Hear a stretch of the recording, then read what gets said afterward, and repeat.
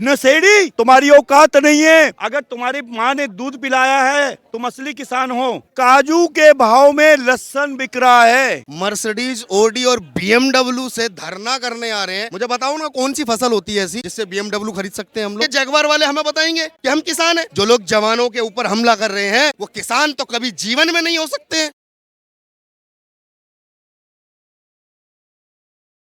नमस्कार, ओ न्यूज हिंदी देख रहे हैं आप। मैं हूं आपके साथ अभिषेक कुमार। इस वक्त किसानों का एक जत्था शंभू बॉर्डर पे पहुंचा हुआ है। सरकार और किसान के बीच एक बार फिर से गतिरोध देखने को मिल रहा है।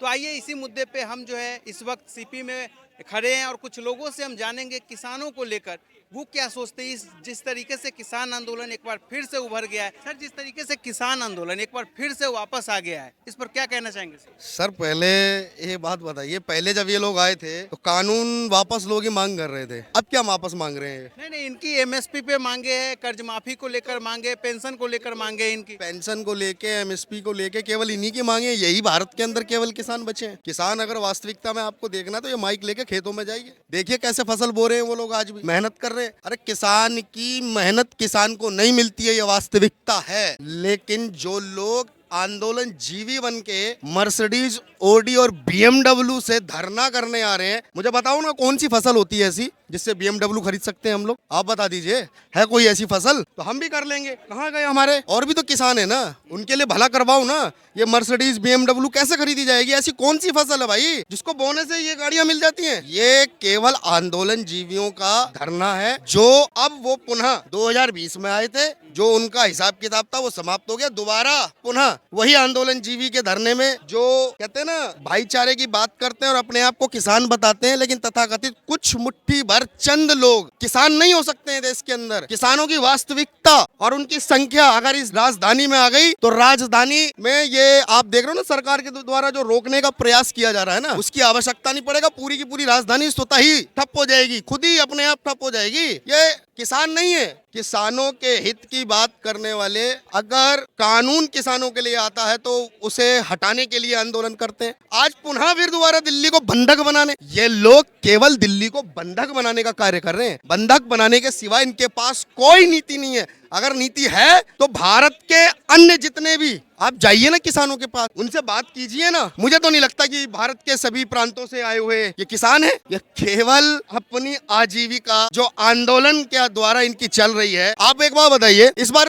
वो आंदोलन जीवी जो थे एक टिकैत, वो कहीं दिखाई नहीं दे रहे हैं। उन्होंने दूरी बना लिया इस आंदोलन से। नहीं, तो वो किसान नहीं थे क्या पहले? वो भी किसान। नहीं, तो आप ये बताओ ना, या तो पहले वो किसान थे या जो आज आए हैं ये किसान है, या ये दोनों ही किसान नहीं थे? क्योंकि किसान तो वास्तविकता में खेतों में अपनी फसल कर रहा है आज भी। तो फिर ये बॉर्डर पे कौन है? बॉर्डर पे कौन लोग? वही तो मैं भी आपसे जानना चाह रहा हूँ कि आप वहाँ पता लगाएं ना कि ये बॉर्डर पे है कौन, जो बार बार कह रहा है कि हमें खालिस्तान दे दो, अगर हमारी मांग नहीं पूरी हो रही है तो हमें हमारा अलग देश दे दो, खालिस्तान दे दो। ये किसान हो सकते हैं? अरे जय जवान जय किसान का नारा लगा है हमारे देश के अंदर। जो लोग जवानों के ऊपर हमला कर रहे हैं वो किसान तो कभी जीवन में नहीं हो सकते हैं। बताइए, क्या वो किसान हो सकते हैं? ये देश और देश की अर्थव्यवस्था जवान और किसान से चलती है। किसी के आंदोलन के भ्रष्टाचार को छुपाने का जो तरीका है ना, ये गलत है। ये लोग राजधानी को बंधक बनाने वाले वो अपहरणकर्ता हैं जो लोगों को मूलभूत सुविधाएं जो उनकी है उसमें परेशानी पैदा करते हैं, विघ्न पैदा करते हैं। क्या इनका जो आंदोलन चल रहा है, क्या ऐसा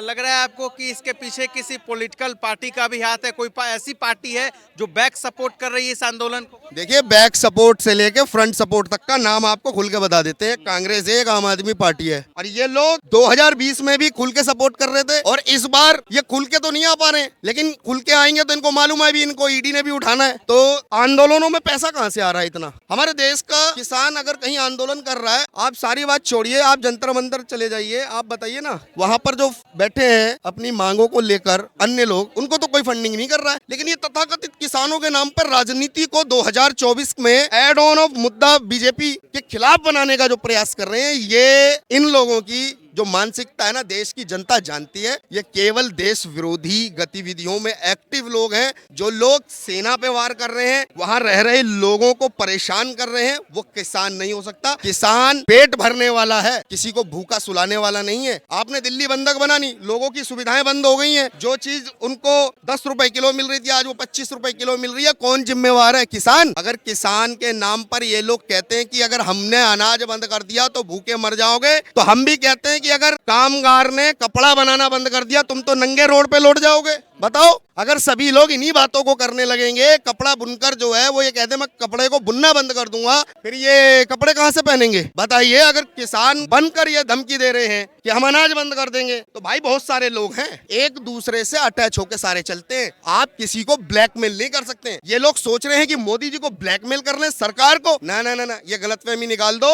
ये नेहरू और कांग्रेस के टाइम की सरकारें नहीं चल रही है, नरेंद्र मोदी की सरकार है। यहाँ पर वही होगा जो जनहित में होगा, जनहित में। तो फिर 3 कृषि कानून बिल जो सरकार लेकर आती है, फिर उसको वापस क्यों इनके आंदोलन के बाद सरकार को लेना पड़ जाता है? देखिए, वो सरकार का फैसला है। जब बिल आने पर स्वागत नहीं कर सके, तो अब दोबारा क्यों नौटंकी कर रहे हैं? बैठो ना अपने घरों पे। आप मर्सिडीज में घूम रहे हो, BMW में घूम रहे हो, बड़ी बड़ी गाड़ियों में घूम रहे हो, जगवार में घूम रहे हो। हमें तो यही नहीं समझ में आ रहा है, हमारे और भी किसान हैं, उनके घरों में तो यार ट्रैक्टर भी लोन पे होता है, उसकी भी किस्तें टूटी हुई हैं। पता ना कितने ऐसे किसान हैं जिनके खेतों में लाल झंडी गड़ गई है। आप बताइए ना, कितने ऐसे किसान हैं जिनकी फसल नष्ट हो जाने के बाद वो अगली फसल कैसे करेंगे, उसके लिए विचारणीय हो जाते हैं। मरण उपरांत मतलब मरने जैसी स्थिति हो जाती है। और ये जगवार वाले हमें बताएंगे कि हम किसान हैं। ना ना ना ना, किसान के बहस में आए ये बहरूपिये हैं, और इनको देश की जनता 2020 में भी पहचान कर चुकी थी, और ये बहरूपियों की पहचान पुनः दोबारा ये फिर से दिखा रहे हैं। क्योंकि उस समय जो टिकैत किसान थे, वो आज इस वाले किसान आंदोलन में मौजूद नहीं। या तो वो पहले वाले किसान नहीं थे, या तो फिर ये अब वाले किसान नहीं। जब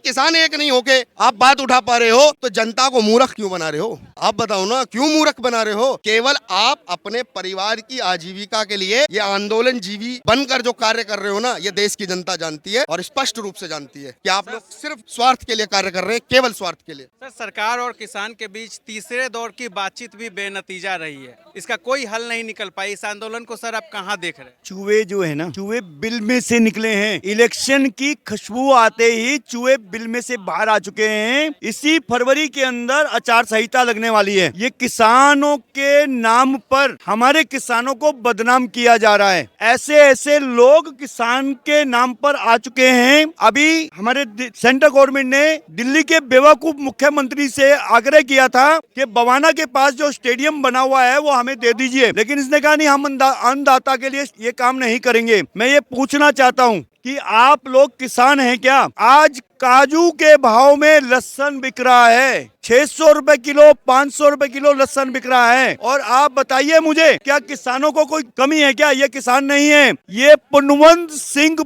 पिन्नू के मानने वाले जो इस देश के अलगाववादी लोग हैं, ये वो लोग आंदोलन कर रहे हैं। जो सिगरेट की टांगों वाला अपने आप को ये कहता है कि मैं सिख पंथ को मानने वाला हूँ। ओ पिन्नू नशेड़ी, पहले अपने सिर पे केस रख, फिर बोलियो कि मैं सिख को पंथ को मानने वाला हूँ। ये वो लोग हैं जो खालिस्तान के नारे लगा रहे हैं कि आप हमारे को आजाद कर दो। अरे किसान और खालिस्तान का मतलब कहाँ पर आ गया? आप ये बताइए कि आप किस प्रोडक्ट को लेकर आए हैं? आपको किसानों के साथ है या खालिस्तानियों के साथ? उस पाकिस्तान के साथ मिलना चाहते हो? सारे खालिस्तानियों को मैं बोलता हूँ, अगर आपको खालिस्तान बनाना है, मैं आपके साथ हूँ। चलो पाकिस्तान से खालिस्तान बनाना चालू करो। तुम्हारी औकात नहीं है। 2.1 की आबादी ऑल ओवर वर्ल्ड में 8 करोड़ से 6 करोड़ सिख परिवार हैं, गुरु भाई हैं। आज पंजाब के अंदर 35% सरदार ईसाई बन चुका है। बहुत दुख लगता है। तो ये लोग पहले उनको तो देख ले जाके। आज किसानों के नाम पर यहाँ ड्रामा कर रहे हैं। आज कोई पेशेंट पंजाब या हरियाणा से दिल्ली आ रहा है, उसको आने के लिए 10-10, 20-20 किलोमीटर घूम के आना पड़ रहा है। क्या किसान तो सबकी हिफाजत करता है खाने के लिए? अपने आप को ठंड के अंदर, पानी के अंदर बिठा के रखता है सारी रात, जब वो हमारे घर तक अनाज पहुंचाता है। ये किसान नहीं है। किसानों के नाम पर ये आंदोलन करा जा रहा है और इसका पैसा बाहर से आ रहा है। और आंदोलन सिर्फ